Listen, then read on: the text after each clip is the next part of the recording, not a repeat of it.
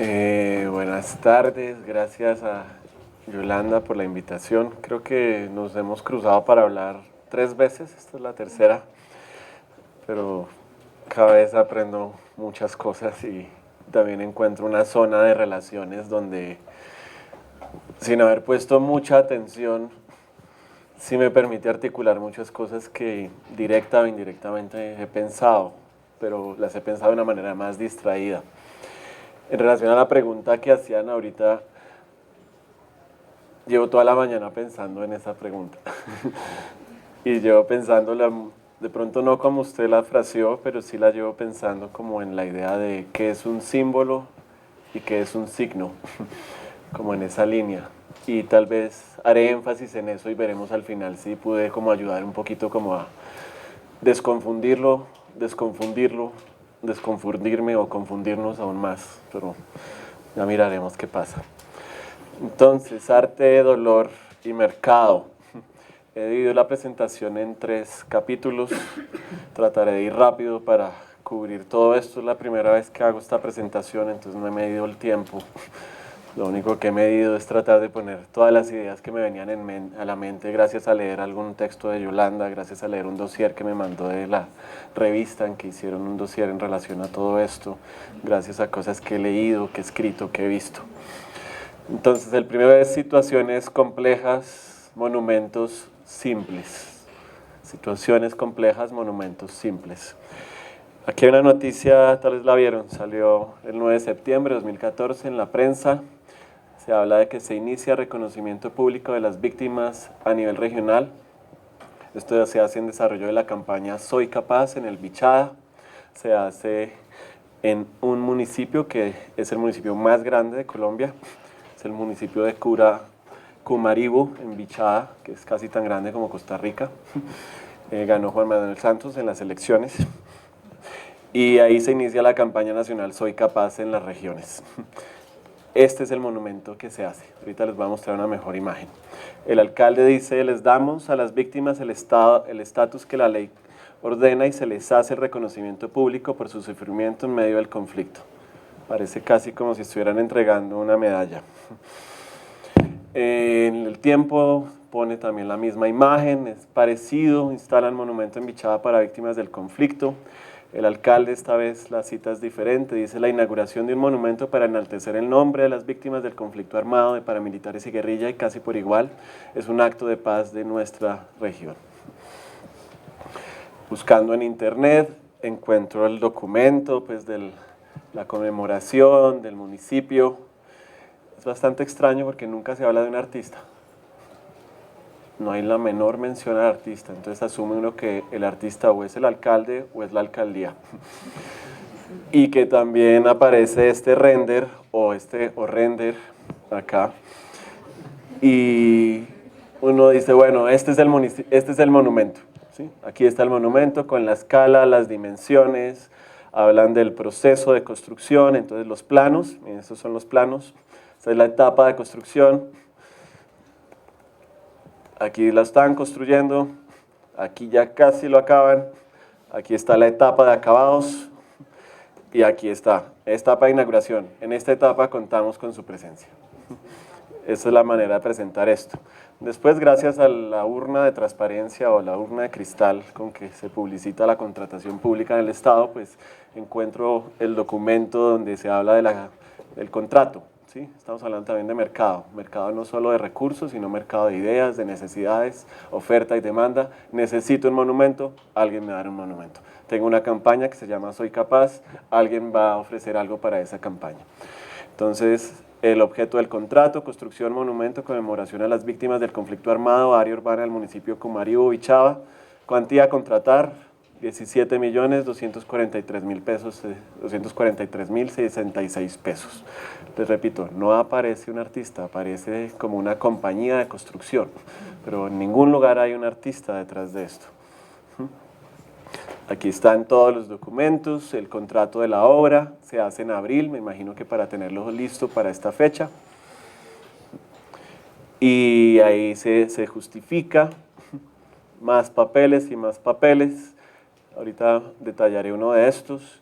Y me gustan las especificaciones técnicas, son bastante impresionantes, porque están realmente, la exigencia es bastante, ¿sí?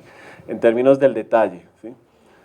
Entonces hablan de elementos estructurados, de las formaletas, del acabado, de los 2 centímetros, ¿sí? De superficies de concreto a la vista y que las formaletas las tienen que hacer en madera fina, machimbreado, cepillada, canteada, pulida, triples, lámina de acero, similares, espesores de acuerdo a los diseños presentados, y ya vimos los diseños, ¿no? Después partes inclinadas, curvas, mejor dicho, es realmente como todo un manual para cómo hacer ese monumento. Es decir, el monumento ya está hecho, aquí solo están contratando a alguien para que lo convierta en cemento bajo esa cifra de los 17 millones. ¿Dónde queda este lugar? ¿Sí? Yo no tengo ni idea de dónde queda eso, yo hago puro periodismo de escritorio, yo no me muevo a Bogotá. Entonces, Andrés Parra Muñoz trina en Twitter saliendo de Cumaribo. Entonces, miren, al parecer hay que ir en avioneta.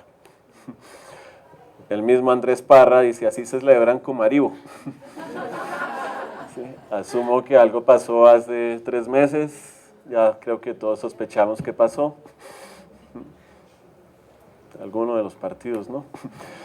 Hay luna en Cumaribo, hay iluminación pública por la noche nocturna y ahí está una gran luna. Erika Ortiz Durango, que seguro vive en Cumaribo, dice, solo a la venta en Cumaribo.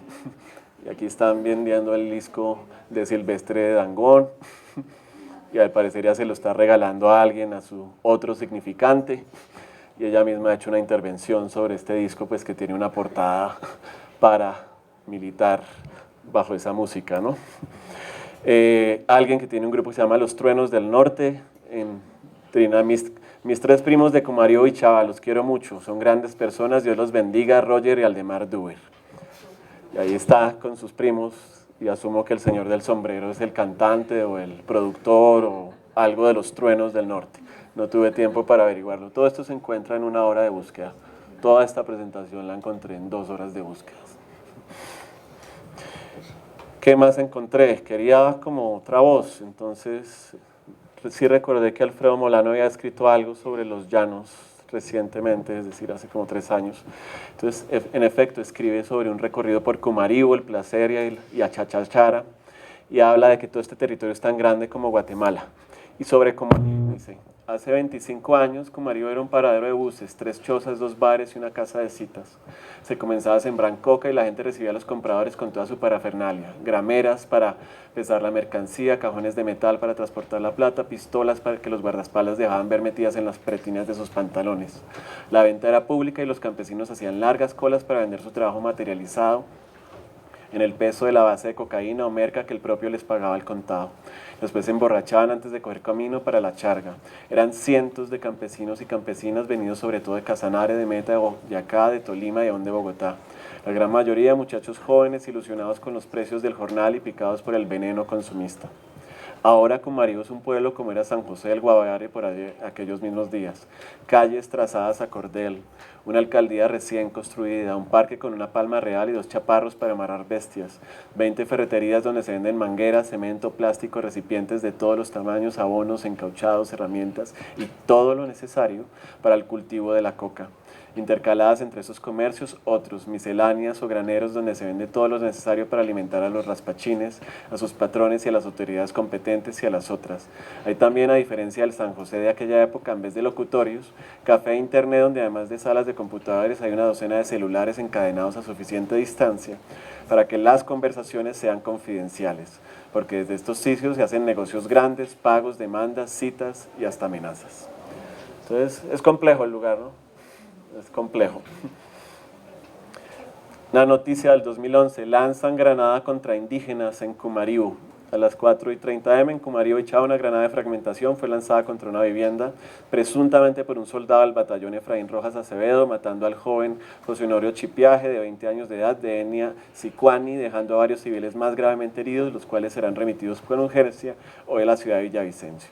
Entonces, miren, ahí está bichada, hacen esto y el que está haciendo en Teleorinoco la noticia le pone esta casita en llamas.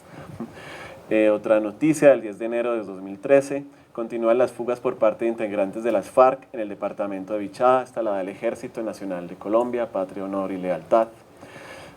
Otra vez los trinos, ubicaron complejo de laboratorios de droga del Frente 16 de las FARC en Comaribo, Bichada.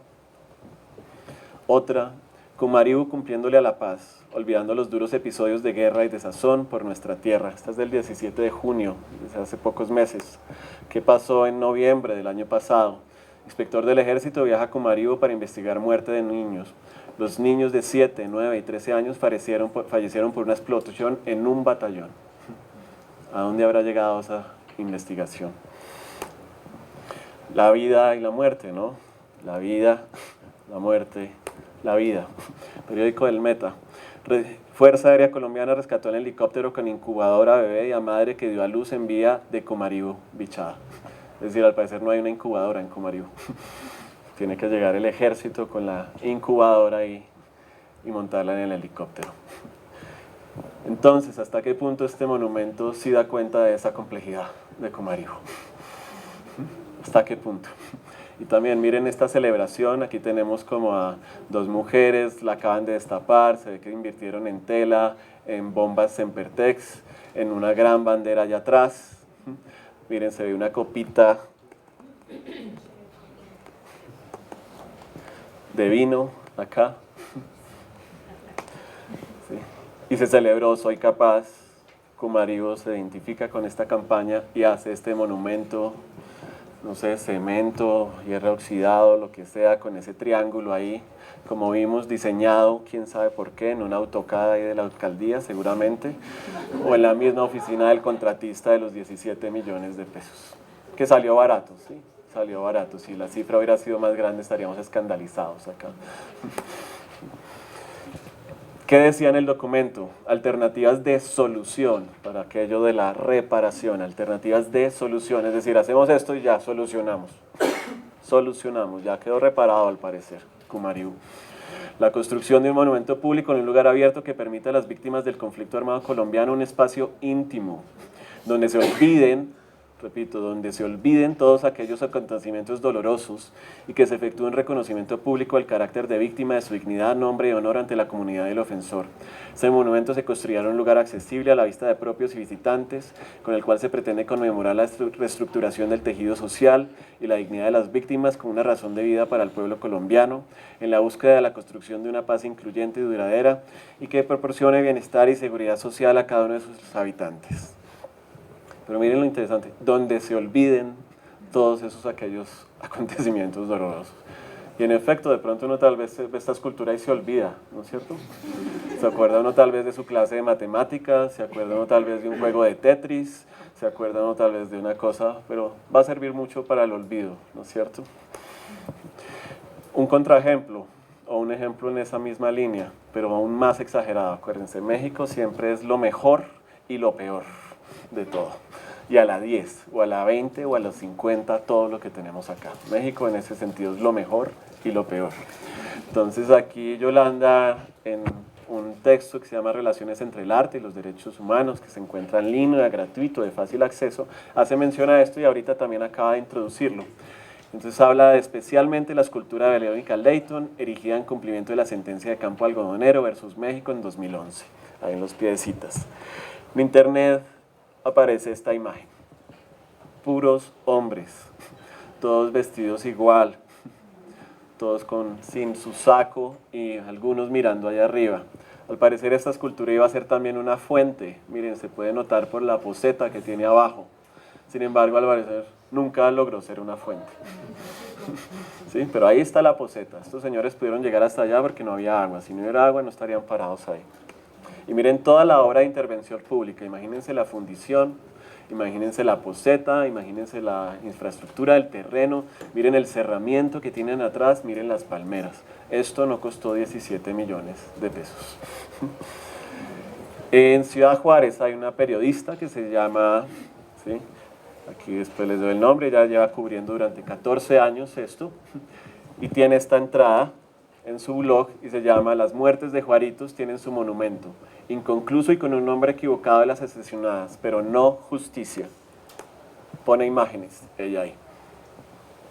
Aquí vemos a los señores de las camisetas si alguien les está diciendo algo. ¿Qué les puede estar diciendo?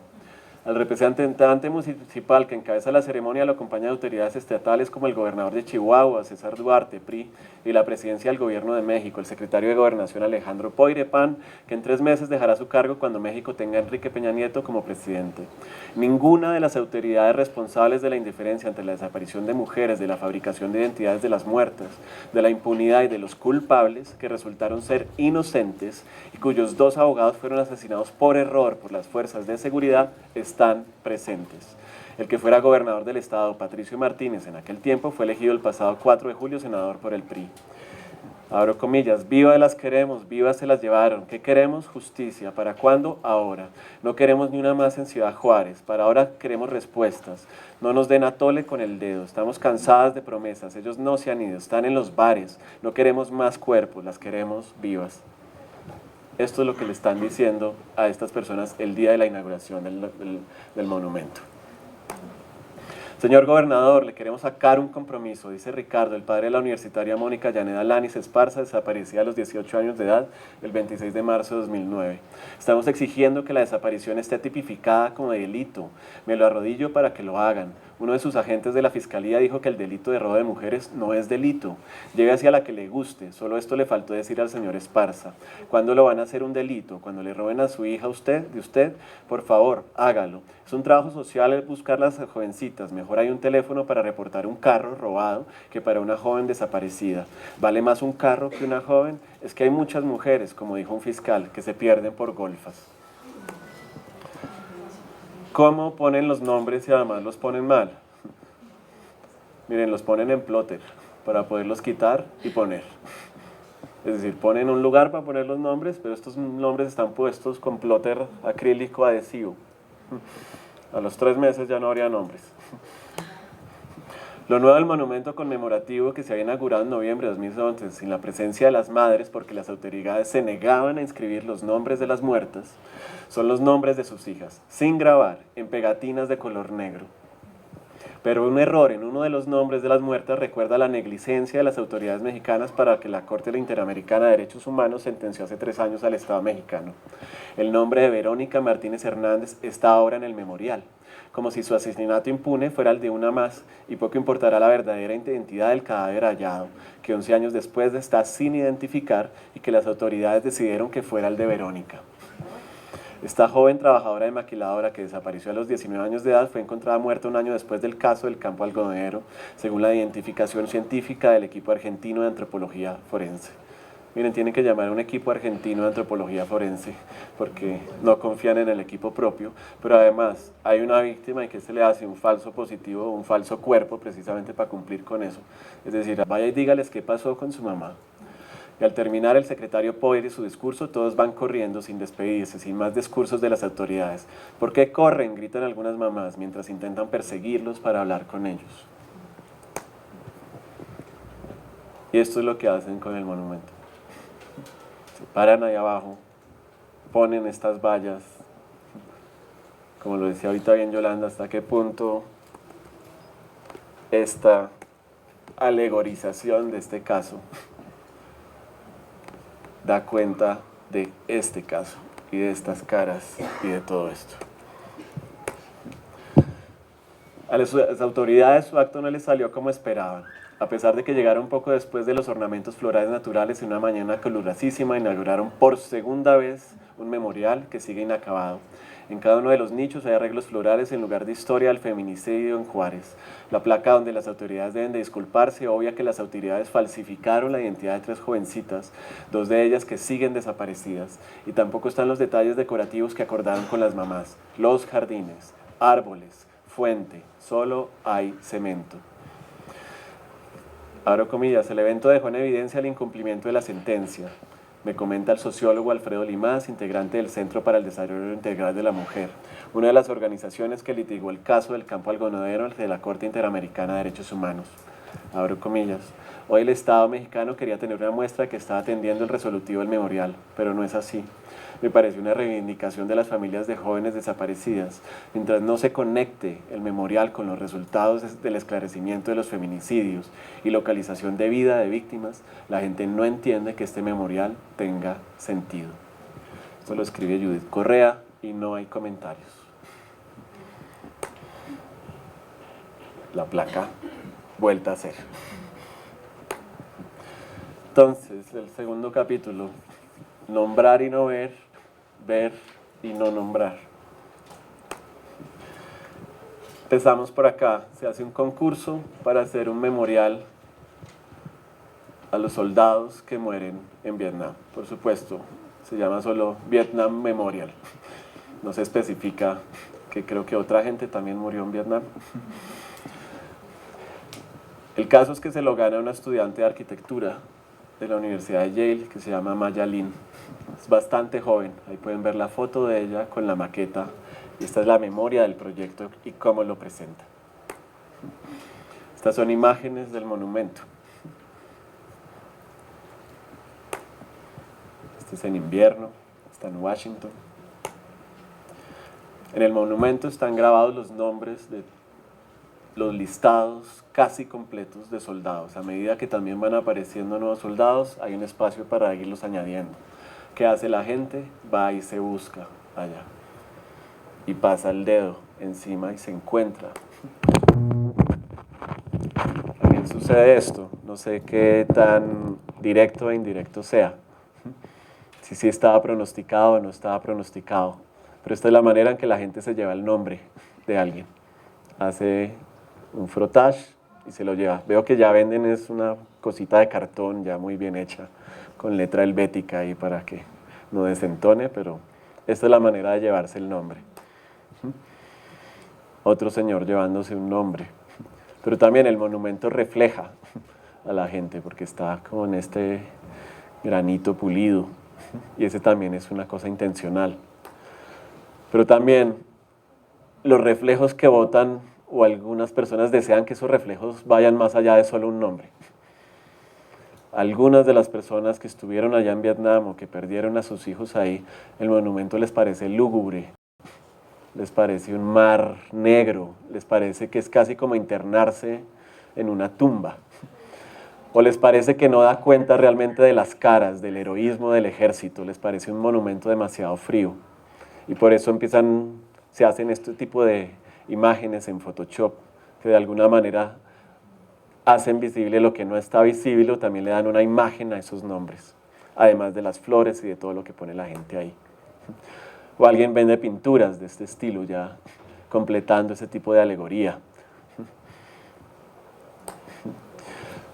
El caso es que ese monumento se hace en el 80 y 4 años después a petición de muchos de los que estuvieron en esa guerra y además a petición de un sector del Estado, de Estados Unidos.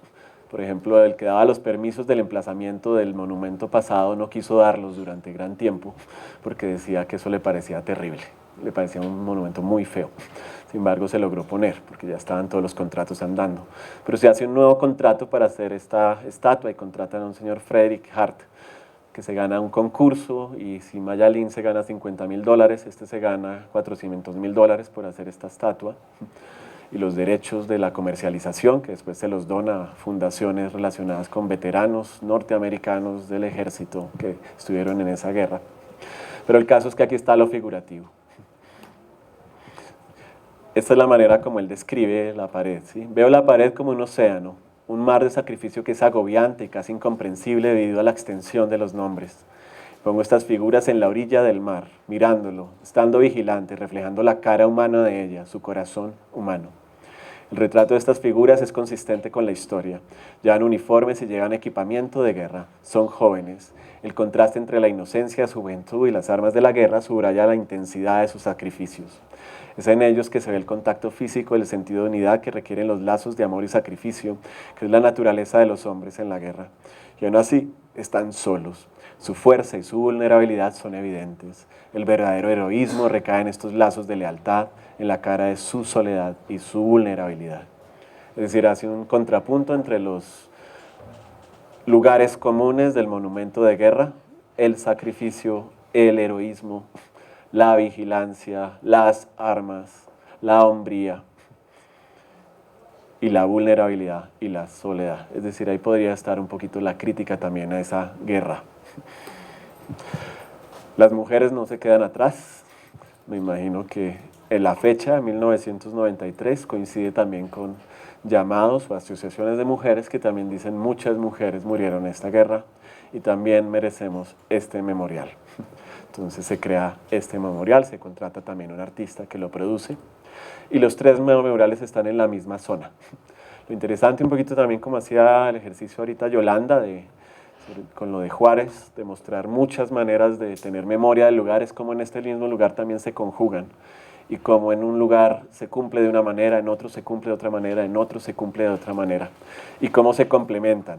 Por un lugar se nombra pero no se ve literalmente las caras, o no se ve ese tipo de monumento, de escultura clásica, que necesitamos a veces verle la cara al santo para que se cumpla el milagro, o que uno necesita también ver el cuerpo de la persona que le acaban de matar, precisamente como para poder enterrarlo. O el caso al revés, necesitamos enterrar rápido a alguien para dejarlo beber, porque también tener un cuerpo ahí nos asusta. Hay otras culturas donde la gente realmente vive más tiempo con el muerto. En Bogotá yo creo que por este clima podríamos vivir más tiempo por el metro, sino que a veces aquí enterramos muy rápido, no sé por qué, debe ser porque también nos incomoda, pero estamos en esta sensación del nombrar y no ver, ver y no nombrar. Esa idea de lo abstracto tiene un buen referente en Estados Unidos y es un referente legal y es como el caso más grande de arte y ley. Y es que se le pide a un artista que se llama Richard Serra que haga una escultura en el espacio público en un lugar específico, en una plazoleta en Nueva York. Él hace esta escultura para ese lugar específico y se arma un gran caso legal. Los vecinos dicen que es horrible, que sienten como si eso fuera una defensa porque los viniera a invadir el comunismo.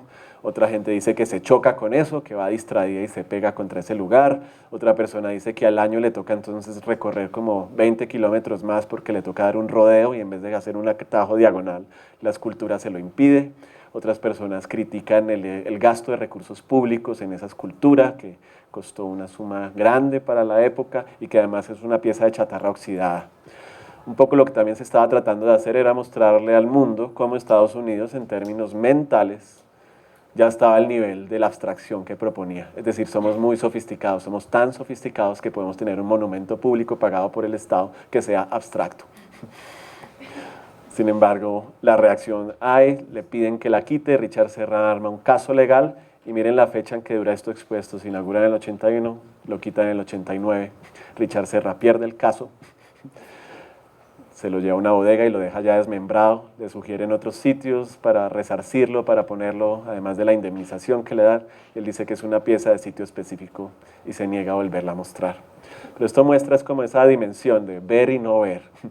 ¿Sí? Que estamos viendo ahí un pedazo oxidado, que estamos viendo ahí un símbolo de la guerra, que estamos viendo ahí un símbolo del esnovismo de cierta clase alta de Nueva York, que fue la que testificó allá en el juicio, diciendo Richard Serra es uno de los mejores artistas contemporáneos, ¿sí? No seamos tan provincianos, Manhattan, nos merecemos esta escultura. ¿Sí? ¿Qué estamos viendo ahí? ¿Un símbolo o un signo? En Bogotá tenemos esta escultura de Felisa Burstyn, se llama Homenaje a Gandhi. Por supuesto, ahí no está Gandhi. Tal vez puede estar su entereza, si lo queremos ver como símbolo. Puede estar su delgadez, si lo queremos ver como símbolo.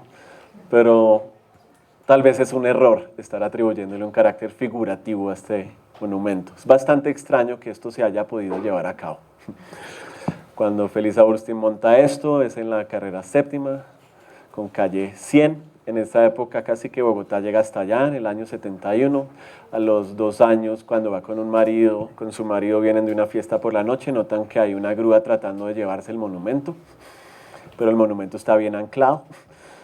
Felisa Burstyn, mucha gente sospecha que eran los mismos chatarreros que le vendieron las piezas de bulldozer, que habían regresado por ellas. Entonces le pone una base inmensa al monumento para protegerlo. Este es el estado actual, donde solamente esta gente que hace estas firmas güeras y narcisas Son los únicos que al parecer se dan cuenta que está ese monumento ahí. De resto, la intervención al lado, pues trataron de hacer esto, pero es un monumento casi invisible. También la montaña, la curva se lo come. Y al parecer es aún más invisible ahora que van a hacer un deprimido ahí. Entonces van a tumbar el puente de la carrera séptima el otro año. Y cuando uno mira los renders aquí del progreso, de la alcaldía progresista, vemos que el monumento desaparece por un par de árboles ahí. Quién sabe qué irá a pasar. Es decir, no solo las personas son víctimas, también los monumentos que tratan de hacer memoria son víctimas de la desmemoria o de los usos del espacio. Pero será un paréntesis para entrar tal vez acá. Aquí está la invitación para ir a este evento que se llama Obras Anónimas. Se describe como la última obra de Beatriz González en los columbarios del Cementerio Central. Hay una visita guiada acompañada por Doris Salcedo. Este es el estado de los columbarios. El techo se ve que se está cayendo. Y son montones de estos lugares. Y aquí vemos a unos señores trabajando, poniendo la obra de Beatriz González. ¿Qué escribió Antonio Caballero sobre esto? Como era de esperarse, las autoridades municipales responsables del cementerio central, esto es en Bogotá, querían acabar con los hermosos columbarios, querían hacer ahí un patinódromo y una ludoteca. Alcanzaron a tumbar dos, después de abandonar un proyecto de recuperación estética del difunto arquitecto Rogelio Salmona. Para salvar los restantes y conservar la memoria perdida de esta ciudad sin recuerdos, la pintora Beatriz González y la instaladora Doris Salcedo interpusieron lo que podría llamarse una acción de tutela artística.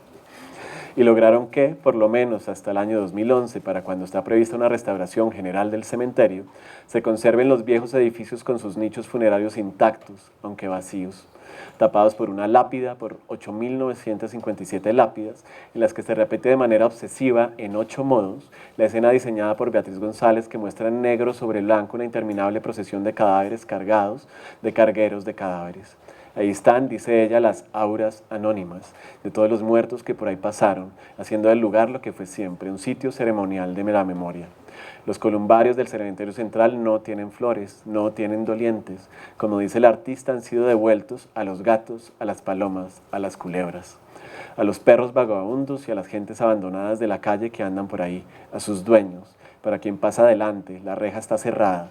Vienen a la memoria los versos del soneto de Quevedo. Mire los muros de la patria mía y no hallé cosa en que poner los ojos que no fuese recuerdo de la muerte. Se llama Los muros de la patria, de Antonio Caballero. Ahí vemos el día de la visita guiada, Doris Salcedo haciendo la presentación, Beatriz González ahí. Entonces, acción de tutela artística. Aquí vemos también esta imagen, si se meten a este lugar de Colarte, donde uno encuentra maravillas. Y aquí vemos el archivo de cromos de 2007. El comentario es: la última vez que se le vio en público en Bogotá fue en 2002, el día que con sus sillas colgantes evocó a las víctimas de la toma del Palacio de Justicia. Y ahí nos hace recordar esa obra, que durante el tiempo de la toma se fueron botando toda esta cantidad de sillas y después se fueron recogiendo. Es decir, un evento efímero, pero al parecer generó fotos, generó memoria y puede considerarse también una acción de tutela artística. En la revista Semana, cuando Doris Salcedo recibió el premio Velázquez de parte del gobierno, de la realeza española, se habla de una artista silenciosa. Y ahí se menciona otro acto en que en 2007 Doris Salcedo puso 25.000 bolitas en la Plaza de Bolívar de Bogotá. El suyo fue un gesto de duelo por los 11 diputados secuestrados por las FARC. Es extraño porque tanto este como uno de otra imagen que no encontré, que es el de las rosas, que se hizo en homenaje o para celebrar la muerte de Jaime Garzón, apenas sucedió y después, algunos años después se repitió. También el rumor era que la persona que estaba ayudando a esa causa, es decir, a comprar las rosas y en este caso también a comprar las velas, era Doris Salcedo. Sin embargo, es extraño el lugar donde se menciona que es una obra de ella.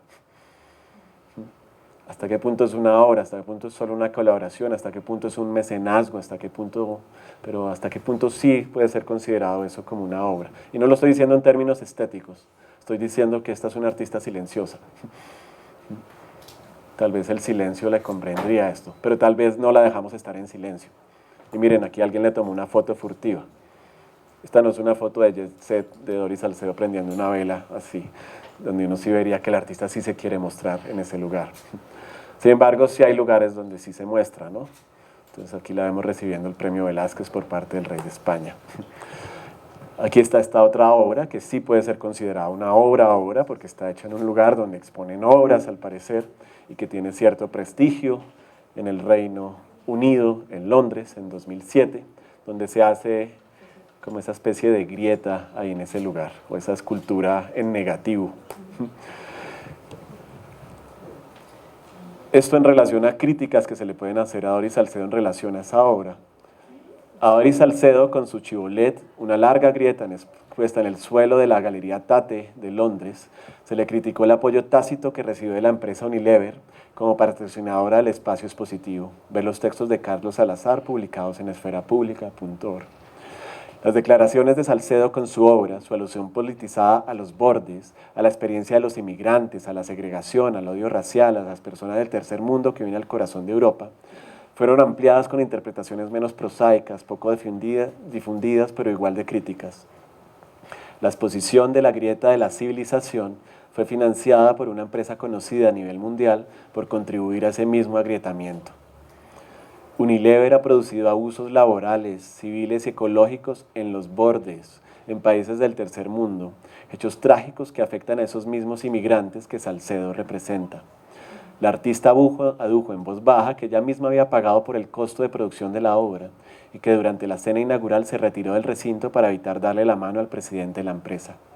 Sin embargo, ninguna de estas acciones evitó que el aura de Salcedo, la fama de su escultura excepcional, su espacio negativo, fueran positivas para la multinacional y en armonía con las Unilever Cities.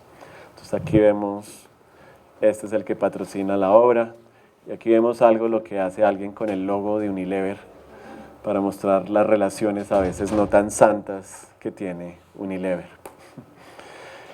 En un editorial del Espectador se hace mención a los textos que escribió Carlos Salazar sobre la relación entre el patrocinio de Unilever y esta obra. Y Doris Salcedo manda una aclaración al periódico.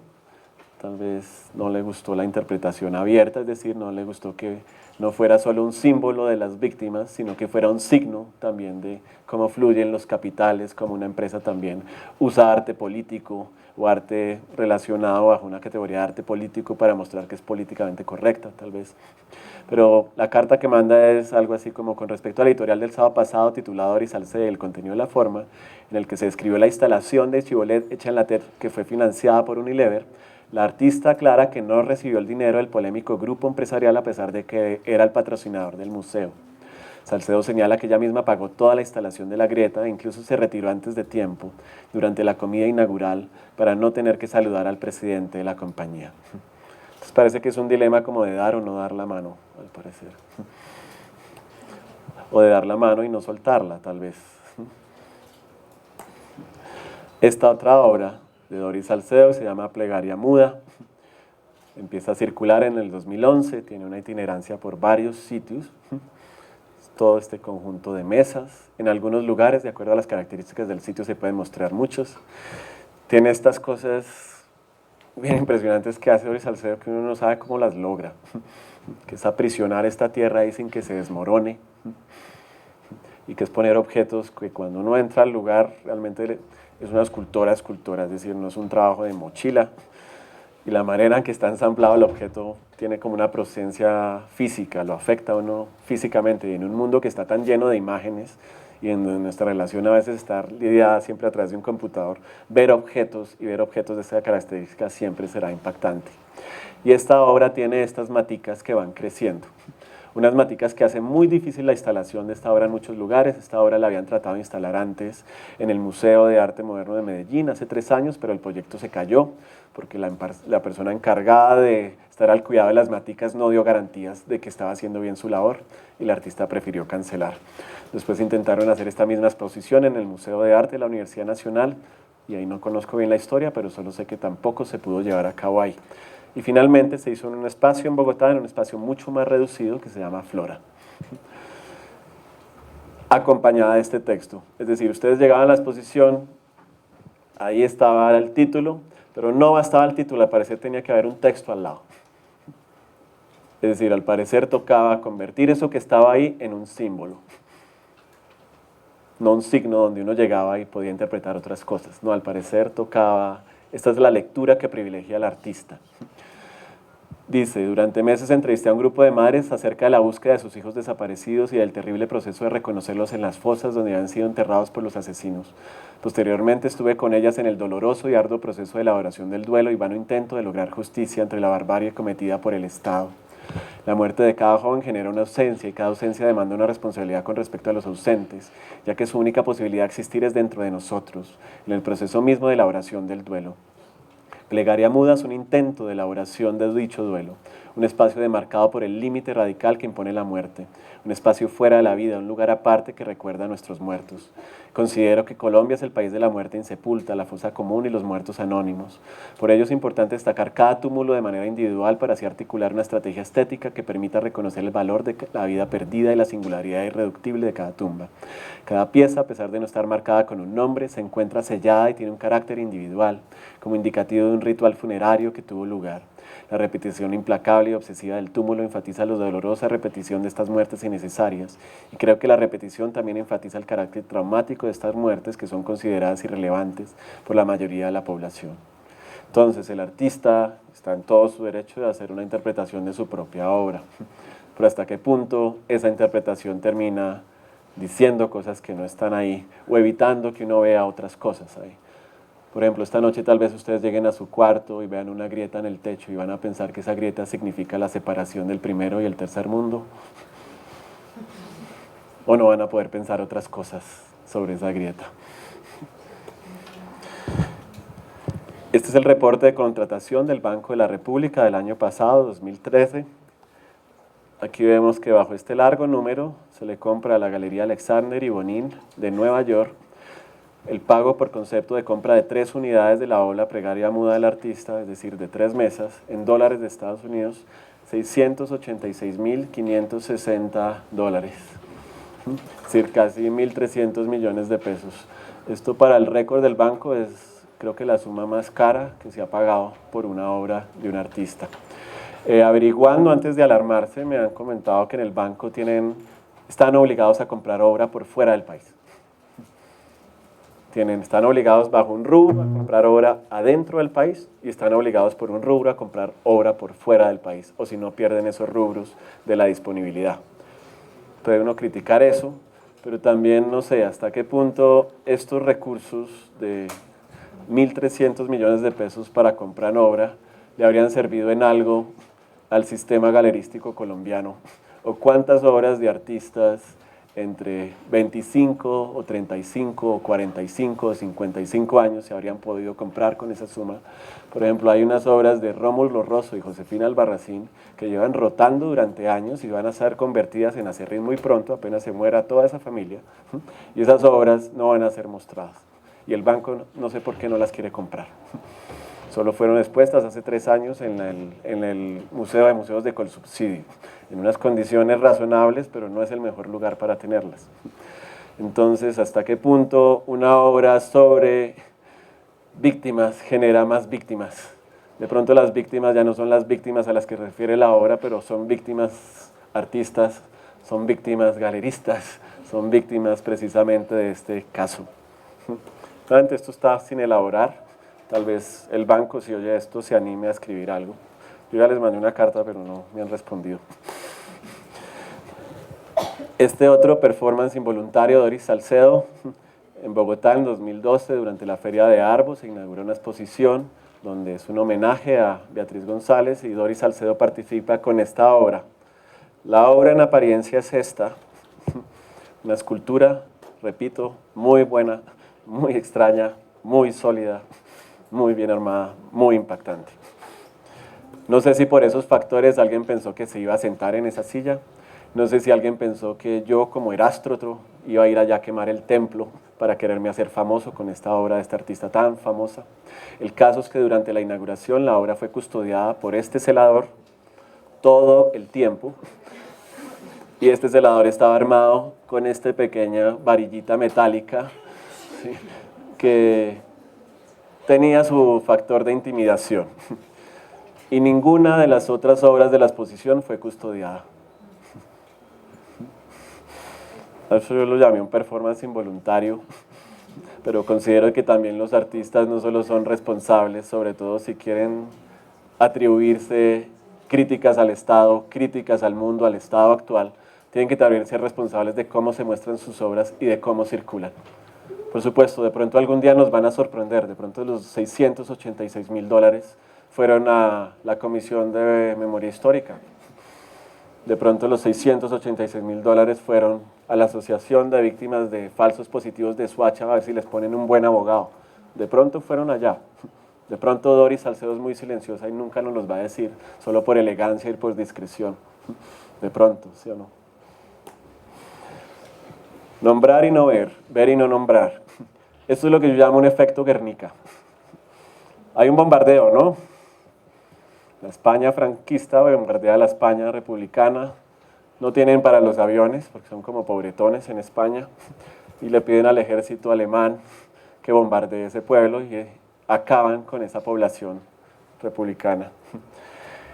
En ese año hay una exposición universal, entonces se le pide a un artista ya famoso en esa época, acuérdense, Picasso fue famoso, ya era millonario a los 40 años, que haga una obra para la España republicana. Picasso no sabe bien qué hacer. Y miren, la exposición es en junio de 1977, el bombardeo ocurre en abril de 1937, y Picasso hace algo que llama Guernica, y le pone Guernica. La obra, cuando la exhiben, produce una decepción mutua. No en todos, pero sí en algunos.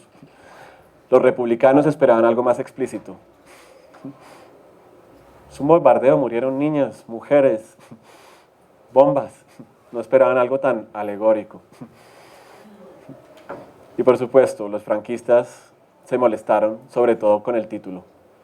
Dijeron, no entendemos esa obra, pero no le ponga ese título. Picasso también es una figura ambigua durante sus años. Los biógrafos realmente han tratado. Y yo ayer estuve creo que dentro de la armazón que traté de hacer esta presentación, estuve por ahí 25 minutos tratando de buscar, que no es mucho, yo lo sé, pero estuve durante 25 minutos tratando de buscar indicios de por qué Picasso sí se pudo quedar en París durante la ocupación alemana. ¿Y cómo hizo? No hay, mientras todos los otros subían. Mientras Walter Benjamin se suicidaba por allá en una frontera, muerto del pavor y la paranoia y la fumadera de hashish, Picasso sí se podía quedar cómodamente en su taller. Y además, quedarse en París durante la ocupación requería de muchos recursos. Ustedes saben, estaban en guerra, conseguir caviar o conseguir un pan costaba. Entonces es raro. Sin embargo, miren, pareciera que le estoy poniendo objeciones morales al Guernica. Me interesa mucho el efecto Guernica. ¿Qué es el efecto Guernica? El artista o la figura del artista. La fama más un ícono genera un recuerdo. Querámoslo o no. Hagan de cuenta, mañana sale la biografía de Picasso y dice Picasso fue colaboracionista. Eso no le va a quitar nada a que cuando nos digan Guernica nos acordemos del bombardeo. A que los profesores de historia del arte digan ¿qué significó el Guernica? Una fiesta, una danza, el bombardeo que hicieron los alemanes a la España republicana en abril de 1937. ¿Sí? Sirve para hacer quizzes, sirve para recordar. Entonces el efecto Guernica de alguna manera funciona. Entonces miren otros efectos Guernica.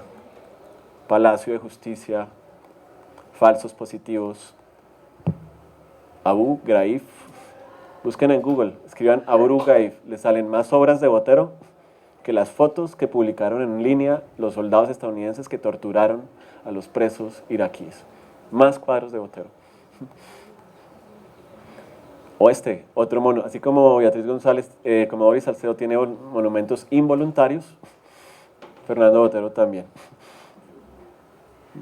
Pone esta obra que se llama Paloma, le ponen una bomba, que ordena hacer Botero, manda a hacer otra igualita y que se la pongan al lado y que no remuevan Paloma. Y si van a Medellín allá pueden visitar este monumento. Entonces, ahí tenemos ese efecto Guernica. El artista, la fama, el ícono genera recuerdo. Más allá de lo moral, más allá de los precios, más allá de eso. Otro ejemplo, tal vez anterior, la violencia de Obregón. Efecto Guernica, a ver, Obregón es famoso. Apenas ustedes mencionan la violencia de Obregón, seguramente si están en estas cosas de posconflicto, ahí mismo viene la bibliografía, ¿sí o no? El libro, estudio de la violencia, de... ¿Quiénes fueron los que hicieron el estudio de la violencia? ¿Quiénes? Los de la Nacional, los 3 sociólogos, Falsborda. ¿Sí? Exacto. Esos. Entonces se asocia a esto, ¿no? Ya ustedes van a ilustrar, van a sacar una reedición de ese libro. ¿Sí? La violencia está perfecta para la portada. Pero también los usos de la violencia, revista Lo, recuperado por José Alejandro Restrepo. Entonces, la violencia de Obregón en casa de Hernando Santos, director del periódico El Tiempo. Y miren, ahí está el tunjo, esta mesita, tapete persa, y la violencia ahí iluminada aquí en la pancita. ¿Y quiénes se reúnen a hablar ahí? Ante la violencia, el famoso cuadro del maestro Alejandro Obregón, dialogan precisamente sobre la forma de erradicarla del país Hernando Santos Castillo, el expresidente López Michelsen, el cardenal Mario Rebollo Bravo, el expresidente Pastrana Borrero y este muchachito que miren lo joven que estaba en esta época.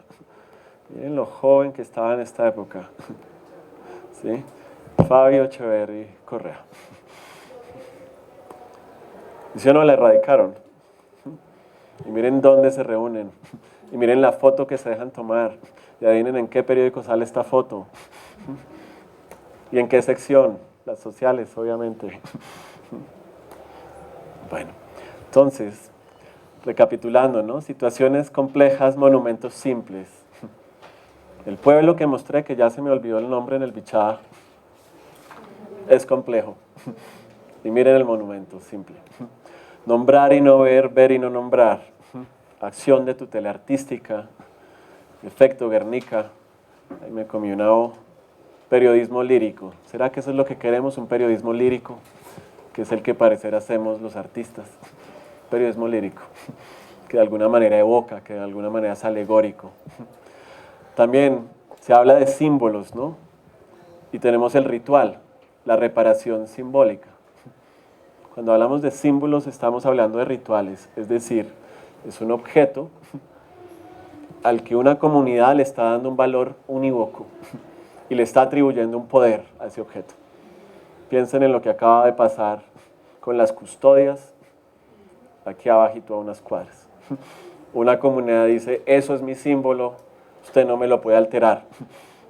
Otra persona dice, eso es un signo, yo lo puedo alterar. Símbolos y signos. ¿Por qué a veces no queremos que cambien los símbolos? Porque si están cambiando los símbolos, nosotros también tenemos que cambiar. Y no queremos cambiar. Entonces por eso preferimos los símbolos. Imagínense que nos cambiaran la bandera de Colombia todos los días. Miren el drama cada vez que sacan un nuevo uniforme de la selección. Esto es casi una angustia existencial. Entonces, nos gustan los símbolos. Entonces, ¿en qué orden está la reparación simbólica? ¿Está en la orden del ritual? Y si está en la orden del ritual, de pronto tiene que ver con arte, por supuesto, pero de pronto tiene que ver más con el ritual. Porque arte, sobre todo, es más el terreno de los signos, de la ambigüedad. Y esa es la enseñanza que a veces tiene que dar arte.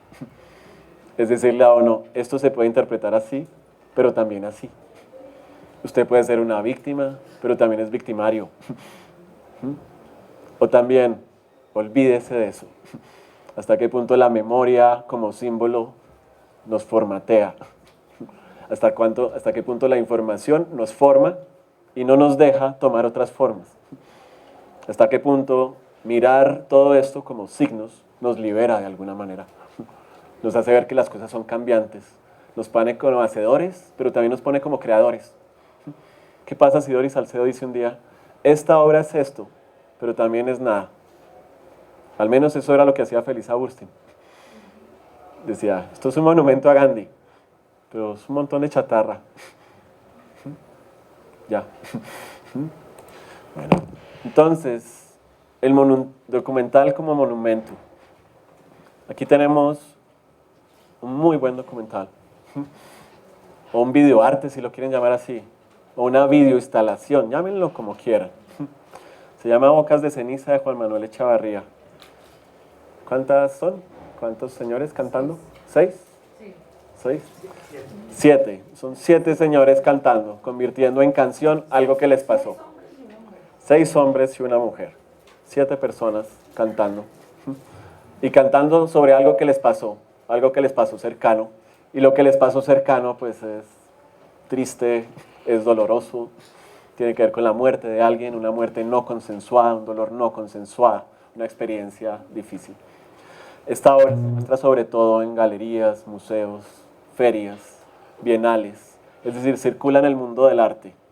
Aquí la encontré, en YouTube no está, la encontré en Vimeo, la montó un tal Otro. No sé bien si ese otro es un asistente de Juan Manuel Echavarría o es alguien que cogió y la puso ahí. El caso es que cuando uno mira el canal de Otro, no hay otras obras ahí de Juan Manuel Echavarría. Y aquí alguien piensa, Silvana Rosso piensa hace un año que es Juan Manuel y dice, hola Juan Manuel, me interesa mucho contactarte, te escribe fulanita. Quién sabe si le respondieron a ella porque no sabemos si él es Juan Manuel Echavarría o no. Lo que estoy diciendo es que miren, solo circula en Galería Feria Bienal y aquí alguien la puso en Vimeo. Hay que decirle que alguien le comunique a ver si manda a bloquear este usuario o si lo deja o si lo demanda, como pasa cada vez que uno va a buscar algo en YouTube y alguien lo quitó o algún programa lo quitó. Este es otro documental más reciente de Juan Manuel Echavarría y cuando digo documental de pronto en este sí se puede hacer el énfasis documental porque está circulando ya no tanto en el eje galería, museo, feria, bienal. Es decir, si van a ir a Arbo, tal vez no lo van a ver ahí. Van a ver de pronto una foto de esto, pero no van a ver eso ahí. O están vendiendo fotos del documental, del making of o algo así. Pero miren, este sí dura más. Yo no lo he podido ver, dura 67 minutos. Sé que se estrenó en el Festival de Cine de Cartagena hace 2 años. Sé que creo que la familia Echavarría, de Juan Manuel Echavarría, se sentó muy cerca a la pantalla y no le reservó puestos a otras personas. Después se corrieron para atrás para que otra gente que estaba invitada especialmente porque había participado en el documental se pudiera sentar cómoda ahí. Dura 67 minutos, solo podemos ver 1 minuto 50. Hasta ahora nadie lo ha montado ni en YouTube, ni está en la página. Muy difícil de ver, muy difícil de ver. Sin embargo, debe ser bueno, la historia es muy buena, conozco gente que ha escrito sobre esto. Es un pueblo donde llegan cadáveres y ese pueblo en vez de hacerles con el palito así, como en la película clásica del... ¿Cómo se llama? El Río de los Muertos, una película en blanco y negro colombiana buenísima de hace años, ¿sí? Donde llegan los cadáveres y el policía del pueblo y el cura y el sacristán los botan ahí porque cada vez que llega un cadáver es un problema y es mucho trabajo y hace mucho calor como para... Mejor que los hagan los del pueblo de abajo. Pues en este pueblo sí reciben los cadáveres, los entierran y hay una figura que es el animero y entonces el animero intercede entre las personas para hacerles favores a través del muerto que han adoptado. Es una buena historia. El documental al parecer la cuenta, pero lo repito, solo me he podido ver 1 minuto 50 porque no pude ir al Festival de Cartagena y porque no he podido viajar a las galerías, ferias, bienales donde se ha mostrado. Juan Manuel Echavarría también tiene un proyecto, sí, o tuvo un caso acá que se llamó La polémica por la venta de tapices que fueron hechos para recordar a las víctimas de masacres. Los tapices que varias mujeres de los Montes de María cosieron para exorcizar el duelo de las masacres terminaron en manos de un particular.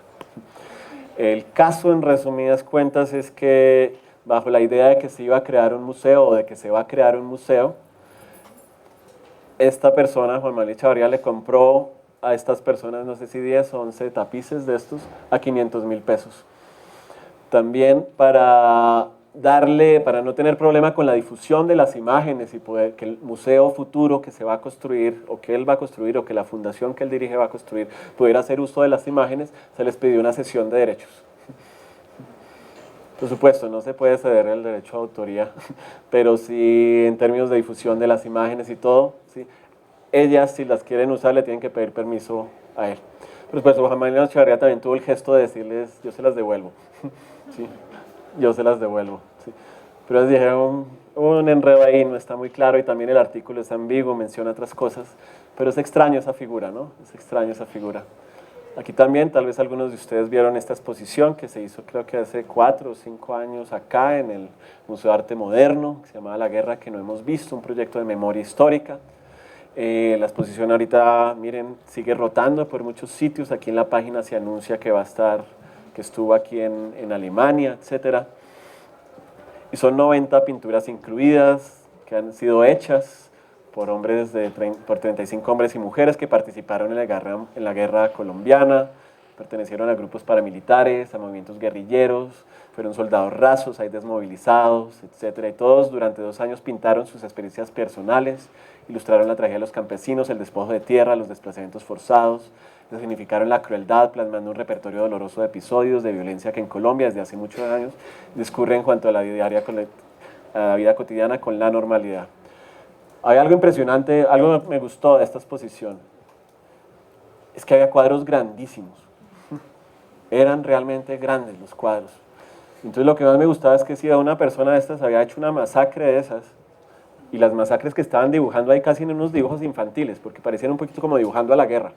Dibujaban hasta las balitas, dibujaban hasta la señora muerta, dibujaban así como una capacidad de detalle. Pero lo que me gustaba es que el formato era tan grande, que al menos eso me decía a mí como espectador, bueno, al menos esta persona pensó esto durante 4 horas. Es decir, al menos pensó lo que hizo durante 4 horas. Es decir, en la exposición no pude sentir otras corrientes, más allá de ese acto. No pude sentir una corriente, si tienen culpa burguesa, llámenlo arrepentimiento. Si tienen una culpa vindicativa, llámenlo perdón. Pero no pude leer otras fuerzas que estaban ahí. Me pareció una exposición un poco como cuando Botero pinta la violencia, que la pinta muy colorida en términos de dibujitos.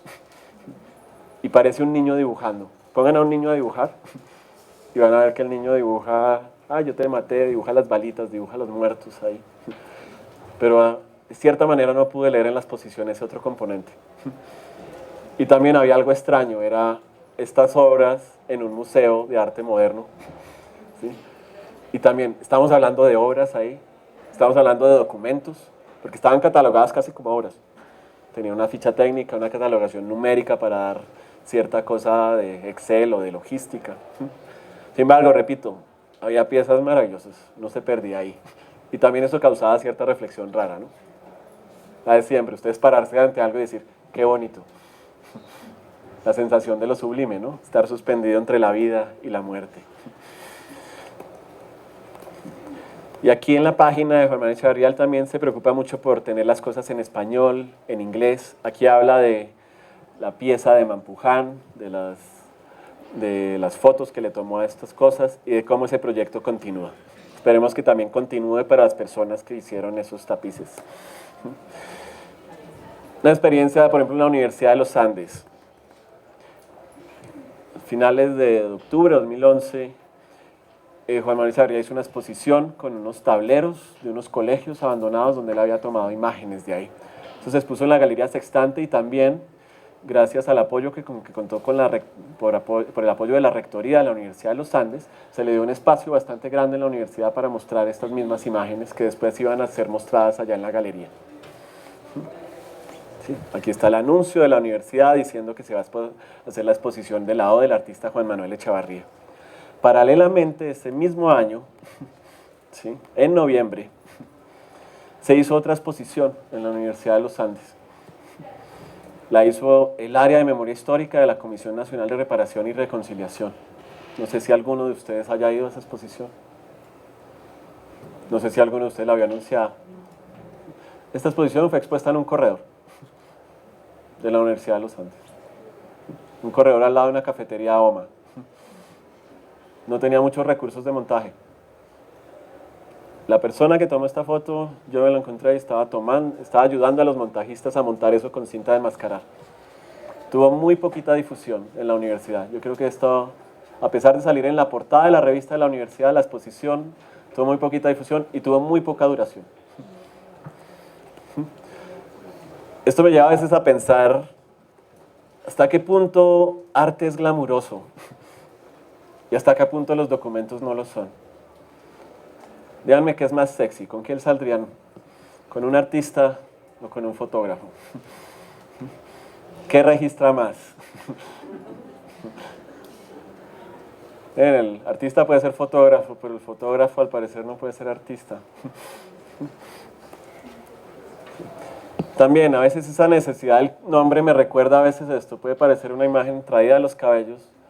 Es una pregunta retórica. Me gustan estas campañas de Benetton. Ya no las hacen tanto, pero en su momento me gustaban. Sin embargo, lo que siempre me molestaba era por qué tenía que aparecer el logo de Benetton.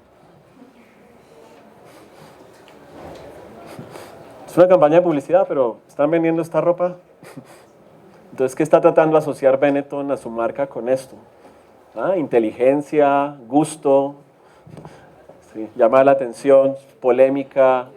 O ustedes van a Benetton y dicen, ay, Benetton es súper consciente del mundo, entonces yo soy consciente del mundo porque uso Benetton.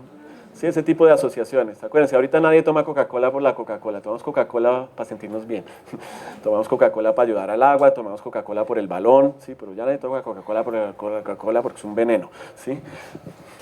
Y hay un lobby para evitar que sea un veneno. Pero a lo que voy con esto es, ¿por qué Benetton nunca sacó sus propagandas sin el logo de Benetton? Es extraño. De igual manera, ¿por qué algunos artistas no hacen las cosas y se esconden? ¿Por qué no son discretos? ¿Por qué no son como esos buenos filántropos que dan la plata y dicen, por favor no me ponga el crédito? Sí. Un monumento discreto, ¿sí? Vamos bien rápido, es este. Se llama Sloppersteine. Es una palabra alemana que designa una piedra en el camino que puede hacer al tropezar el caminante. Si ustedes van a Alemania y sobre todo a Berlín, empezarán a tropezar con esto por muchos lugares y se entregarán. Uno al comienzo las mirará y uno dirá, ¿esto qué es de los ingenieros? Esto es para los registros.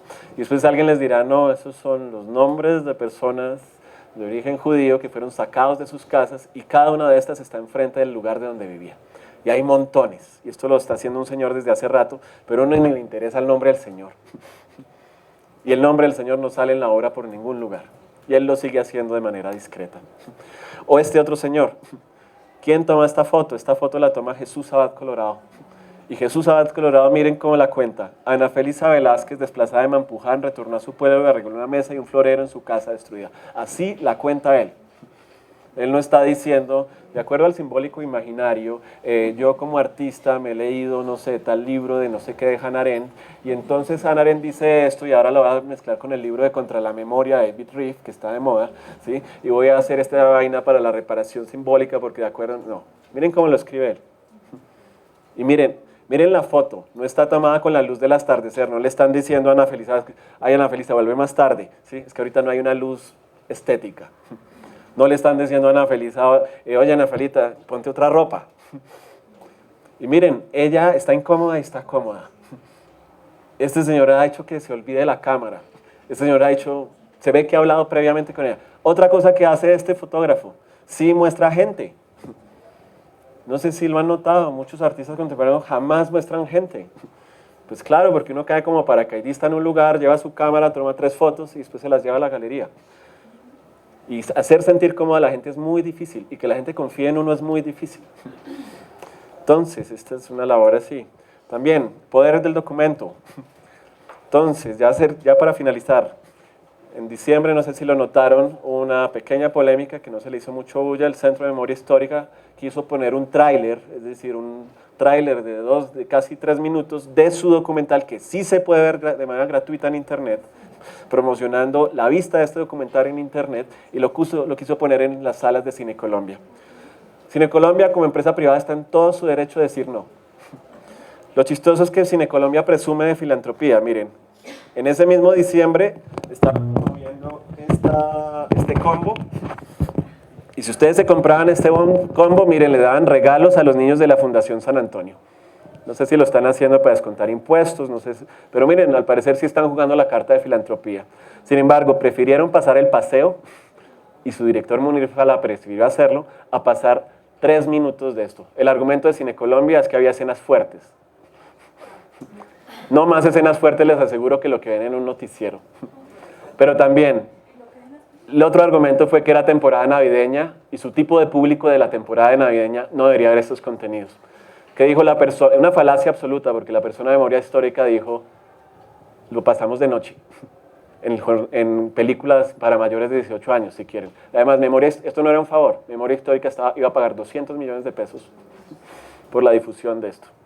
Aún así, dijeron que no. Por supuesto, la noticia no salió en muchos sitios. No salió en todos los medios que tienen asociaciones con el grupo o exgrupo Santo Domingo, dueño de Cine Colombia. Entonces este es el punto, perdón por alargar, pero este es el punto, es el documental como monumento. Entonces aquí vemos una escena de un documental. Dice, un diálogo entre dos personajes de ese documental. La memoria es fascinante, le dice un hombre al otro. Mira este experimento psicológico. A un grupo de personas se le enseña 10 imágenes distintas de su infancia. 9 de ellas son realmente de su infancia y una es falsa. Un retrato trucado de su imagen añadido a una feria que nunca visitaron. El 80% se reconoció en la imagen, asumió la foto como prueba de una experiencia real. El 20% restante no pudo recordarla. Los investigadores insistieron, preguntaron de nuevo y esta vez las personas restantes tuvieron un recuerdo del evento a partir de la imagen. Fue un maravilloso día en el parque con mis padres. Todos recordaron una experiencia completamente fabricada. La memoria es dinámica, está viva. Si algún detalle se pierde, la memoria rellena los huecos con cosas que nunca ocurrieron. ¿Dónde sale esto? En una gran película que se llama Un vals con Bashir. ¿De qué se trata Un vals con Bashir? Pareciera que se trata de un soldado que olvidó por estrés postraumático después de una noche en que colaboró en mantener un cielo iluminado, un evento de guerra, una masacre. Pareciera que se trata de eso, pero la película no se trata de eso. La película se trata de una masacre, ¿sí?, de Sabra y Shatila, ¿sí?, en el Líbano, donde el ejército de Israel no hizo mucho por impedirla y fue cometida por fundamentalistas cristianos, por un grupo paramilitar. Es tan inexacto ese evento, no solo en la memoria, que los muertos fluctúan entre 350 y 3.500. De eso se trata esta película. No voy a contar cómo lo hace, pero es una película de muñequitos. Y ustedes dicen, ay, ¿por qué es de muñequitos? ¿Por qué no me logro identificar con los personajes? Y hay un momento al final en que van a entender por qué la película fue hecha así.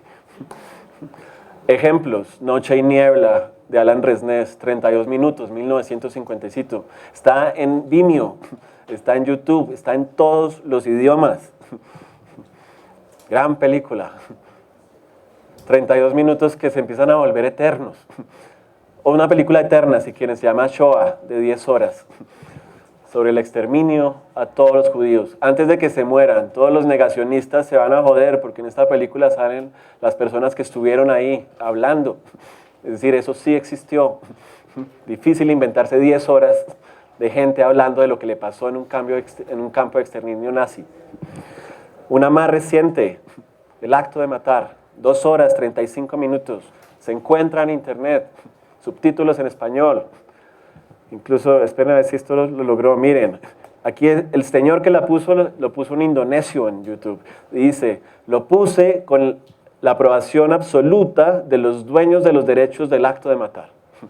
Es decir, los dueños de esta película, que ni siquiera se ha estrenado en este país, en Colombia, y nunca se va a estrenar, sí permiten que un usuario la ponga ahí, porque quieren que esto se documente. Y miren, tiene 306.000 vistas solo en este canal. Si la buscan en otros canales y buscan otros, van a ver que tiene muchísimas vistas. ¿Cuántas personas van a ver un monumento? ¿Y cuántas personas van a tener la complejidad de acto? Uno se ve este documental y a pesar de que tiene un enfoque bien particular, es decir, está contado por los asesinos, solo sale 1 o 2 víctimas, no hay una sola imagen de archivo y todos los asesinos están recreando y a veces juegan a ser la víctima. Pero es un gran documental y ahorita el director acaba de sacar otro que le sirva de contrapeso también a este y al parecer es igual de bien. Pero miren las vistas. O este otro, si no tienen tiempo, si están de afán, véanse La Isla de las Flores, 12 minutos, 1989, Jorge Furtado. Listo, solo 109.000 vistas, pero está en muchísimos otros lugares, sumen las vistas y van a ver lo que pasa. Y además, este documental no es sobre Brasil, este documental es sobre la Isla de las Flores. Véanselo y van a ver de qué está hablando este documental y cómo lo está haciendo para realmente hablarlos y no ser solo un especial de Pirri, que Pirri tiene muy buenas cosas, pero el Pirri de hoy tapa al Pirri de ayer y al Pirri de mañana a veces porque siempre parece ser muy esquemático. Sobre reparación simbólica, El cura guerrillero de Francisco Norton y Camilo Chircales de Jorge y Marta Rodríguez, El baile rojo de Yesid Campos, La toma de Miguel Salazar, Roba tierra también de Miguel Salazar junto a Margarita Martínez, Impunity de Holman Morris, Donca de Patricia Ayala, Memorias del calavero de Rubén Mendoza y Marmato de Marguirieco. Esperemos que Muchos de estos están en YouTube, otros no están, otros esperemos que estén lo más pronto posible, sea pirateados o sea con permiso.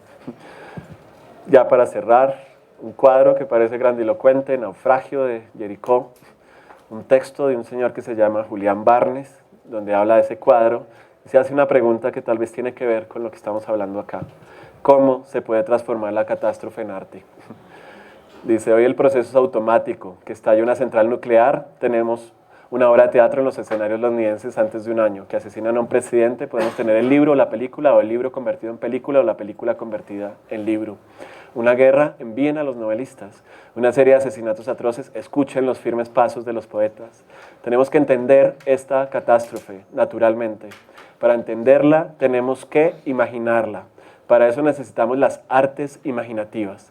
Pero también necesitamos justificarla y perdonarla, esta catástrofe, aunque sea mínimamente. ¿Por qué sucedió este demencial acto de la naturaleza, este momento humano de locura? Bueno, por lo menos produjo arte. Puede que en última instancia las catástrofes sean para eso. Aquí suena cínica, yo sé. Estamos en la página 148. Alguien, no sé quién, montó este texto en la red, es fácil de encontrar. Escriban Naufragio, Julián Barnes, y ahí les aparece y lo pueden descargar gratuitamente.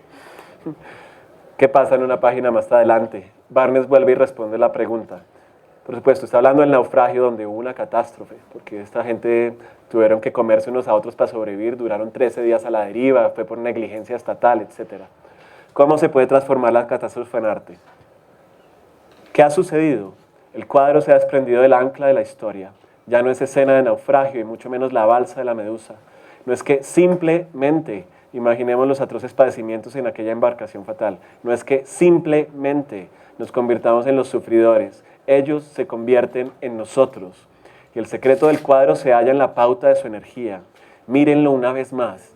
La violenta trompa marina que crece en esas musculosas espaldas cuando se tienden hacia la mota del buque Salvador.